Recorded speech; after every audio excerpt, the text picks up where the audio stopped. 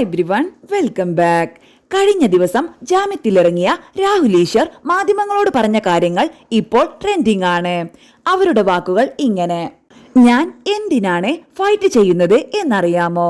നാളെ ഇവനെ പോലെയുള്ള ആൺകുട്ടികൾ വളർന്നു വരുമ്പോൾ അവരെ കള്ളക്കേസിൽ കുടുക്കി അറസ്റ്റ് ചെയ്യരുത്. നിങ്ങളുടെ മകനെ അറസ്റ്റ് ചെയ്യരുത്.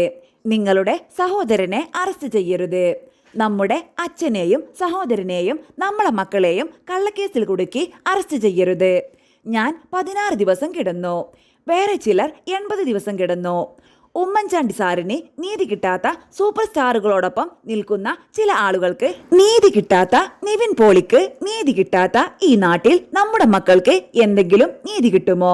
കേരളം കണ്ട ഏറ്റവും വലിയ ജനകീയ മുഖ്യമന്ത്രിയായ ഉമ്മൻചാണ്ടിക്ക് നീതി കിട്ടാത്ത 85 ദിവസം ജയിലിൽ കിടക്കേണ്ടി വന്ന ഒരു പ്രമുഖ ആൾക്ക്, ഉദാഹരണത്തിന് നിവിൻ പോളിക്ക് നീതി കിട്ടാത്ത ഈ നാട്ടിൽ എന്റെ മകനോ നിങ്ങളുടെ മകനോ എന്തെങ്കിലും നീതി കിട്ടുമോ?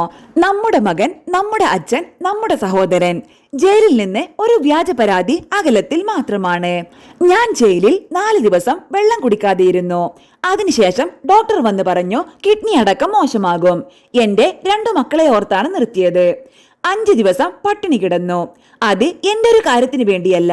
ഇത്രയും വേദനയിൽ മോന്റെ ഒരു വാക്കിലാണ് എന്റെ സന്തോഷം. എന്താണെന്നറിയോ?